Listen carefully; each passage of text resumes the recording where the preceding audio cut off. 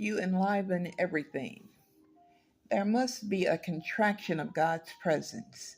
For if we believe that Ensof emanated the emanation and does not clothe itself within, then everything that emanated is outside of it, and it is outside of everything. Then there are two, God forbid. So we must conclude that nothing is outside of God. This applies not only to the Sapphira, but to everything that exists, large and small. They exist solely through the divine energy that flows to them and clothes itself in them. If God's gaze were withdrawn for even a moment, all existence would be nullified. This is the secret meaning of the verse, you enliven everything. So divinity flows and inheres in each thing that exists. This is the secret meaning of the verse. God's presence fills the entire world.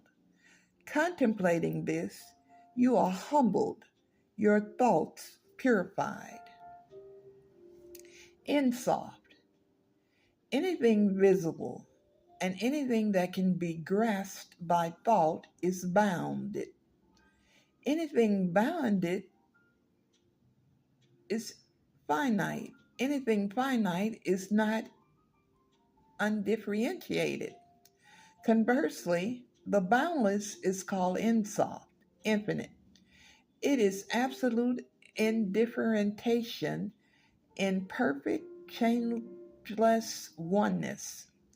Since it is boundless, there is nothing outside of it. Since it transcends and conceals itself, it is the essence of everything hidden and revealed. Since it is concealed, it is the root of faith and the root of rebellion, as it is written, one who is righteous lives in his by his faith. The philosophers acknowledge that we comprehend it only by way of know. Emanating from Ensoft are the 10 Sapphira. They constitute the process by which all things come into being and pass away. They energize every existent thing that can be quantified. Since all things come into being by means of the Sapphira, they differ from one another, yet they all derive from one root. Everything is from Ein Sof. There is nothing outside of it. One should avoid fashioning metaphors regarding Ein Sof, but in order to help you understand, you can compare Ein Sof to a candle from which hundreds of millions of other candles are kindled. Though some shine brighter than others, compared to the first light, they are all the same, all deriving from that one source. The first light and all the others are, in effect, incomparable, nor can they priority compare with it, for it surpasses them. Their energy emanates from it. No change takes place in it. The energy of emanation simply manifests through differentiation. Ein Sof cannot be conceived, certainly not expressed, though it is imitated in everything, for there is nothing outside of it. No letter, no name, no writing, no thing can be confined, can confine it. The witness testifying in writing that there is nothing outside of it is, I am that I am. Ein Sof has no will, no intention, no desire, no thought, no speech, no action. Yet there is nothing outside of it. In the flow of the Holy Spirit, one feels the divine life force coursing the pathways of existence. Though all desires, all worlds, all thoughts, all nations, all creatures. The theory of evolution accords with the secrets of Kabbalah better than any other theory. Evolution follows a path of ascent and thus provides the world with a basis for optimism. How can one despair seeing that everything evolves and ascends? When we penetrate the inner nature of evolution, we find divinity illuminated in perfect clarity. Ein Sof generates, actualizes potential infinity. All conceptual entanglements among human beings and all the inner mental conflicts suffered by each individual result solely from our clouded concept of the divine. All thoughts, whether practical or theoretical, flow out of the endless divine ocean and return there. Constantly clarify the mind so that it be free of the dross of deceptive fantasies, groundless fears, bad habits, and deficiencies. By cleaving in love and full awareness of the source of life, the soul shines from the supernal light, and all feelings, thoughts, and actions are refined. As this fundamental awareness becomes clearer in the recesses of the soul, the sensation and excitement of cleaving to the divine is activated, conducting the entire course of your life. The essence of faith is an awareness of the vastness of infinity. Whatever conception of it enters the mind is an absolute negligible speck in comparison to what should be conceived, and what should be conceived is no less negligible compared to what it really is. One may speak of goodness, of love, of justice, of power, of beauty, of light, life in all its glory, of faith, of the divine. All of these convey the yearning of the soul's original nature for what lies beyond everything. All the divine names, whether in Hebrew or any other language, provide merely a tiny dim spark of the hidden light for which the soul yearns when it says God. Every definition of God leads to heresy, definition in spiritual idolatry, even attributing the mind and will to God, even attributing divinity itself and the name God. These too are definitions. Were it not for the subtle awareness that all these are just sparkling flashes of that which transcends definition, these too would engender heresy. If consciousness is torn from its source, it becomes impoverished without value. The only remedy for it to shine vibrantly is to be joined to the illumination of faith, which transcends all specific values, thereby establishing all values. Everything attributed to God other than the vastness of infinity is simply an explanation by which to attain the source of faith. One must draw a distinction between the essence of faith and its explanatory aids, as well as between the various levels of explanation. From learning and knowing too little, the mind becomes desolate, which leads too much thinking about the essence of God. The deeper one thinks into the stupidity of this mental insolence, the more one imagines that one is approaching the sublime knowledge of God, for which all the world's great spirits yearn.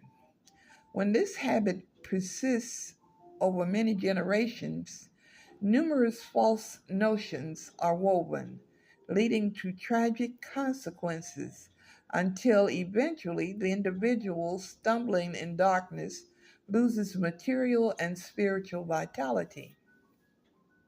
The greatest impediment to the human spirit results from the fact that the conception of God is fixed in a particular form due to childish habit and imagination. This is a spark of the defect of idolatry of which we must always be aware. All the troubles of the world, especially spiritual troubles such as impatience, hopelessness, and despair, derive from the failure to see the grandeur of God clearly.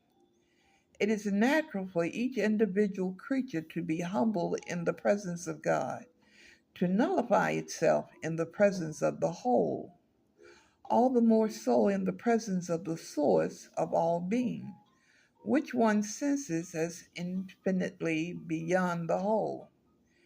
There is no sadness or depression in this act, but rather delight and a feeling of being uplifted, a sense of inner power. But when is it natural? When the grandeur of God is well portrayed in the soul, with clear awareness beyond any notion of divine essence. We avoid studying the pure nature of the divine, and as a result, the concept of God has dimmed. The innermost point of the awareness of God has become so faint that the essence of God is conceived only as a stern power from whom you cannot escape, to whom you must subjugate yourself. If you submit to the service of God on this empty basis, you gradually lose your radiance by constricting your consciousness. The divine splendor is plucked from your soul.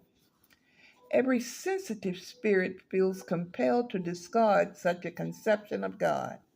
This denial is the heresy that paves the way for the Messiah, when the knowledge of God runs dry throughout the world.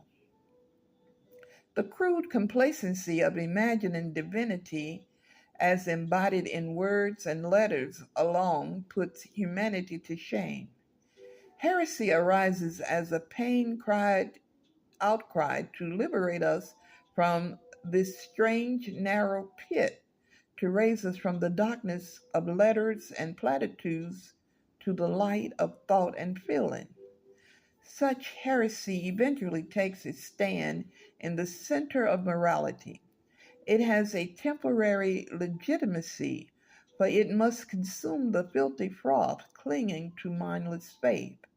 The real purpose of heresy is to remove the particular forms from the thought of the essence of all life, the root of every single thought.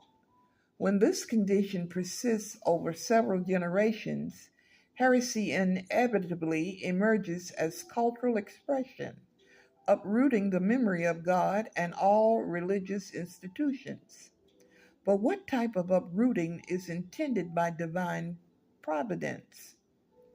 Removing the dross that separates us from genuine divine light. On the desolate ruins wrought by heresy, the sublime knowledge of God will build her temple. Utter heresy arises to purify the air of the wicked, insolent filth of thinking about the essence of divinity, an act of peeping that leads to idolatry. In itself, this heresy is no better than what it attacks, but it is absolutely opposed to it, and out of the clash of these two opposites, humanity is aided immensely in approaching an enlightened awareness of God, which draws it toward temporal and eternal bliss. Instead of wasting one's thought trying to break through the essence of divinity, the mind will be illumined by pure morality and sublime power, which sparkle from the divine light and chart the paths of light. Pure belief in the oneness of God has been blurred by corporeality. From time to time, this confusion is exposed. Whenever a corporeal aspect falls away, it seems as if faith itself has fallen. But afterward, it turns out that in fact faith has been clarified. As the human spirit verges on complete clarity of faith, the final supple shell of choral reality falls away, attributing existence to God. For truly existence, however we defined it, is immeasurably remote from God. The silhouette of this denial resembles heresy, but when clarified, is actually the highest level of faith. Then the human spirit becomes aware that the divine emanates existence and is itself beyond existence. We appear to be heresy, none purified, is restored to purest faith. But this denial of existence in God, this return of the source of all being to the essential vibrancy of all existence, requires exquisite insight. Each day, one must trace it back to its authentic purity. The infinite transcends every particular content of faith.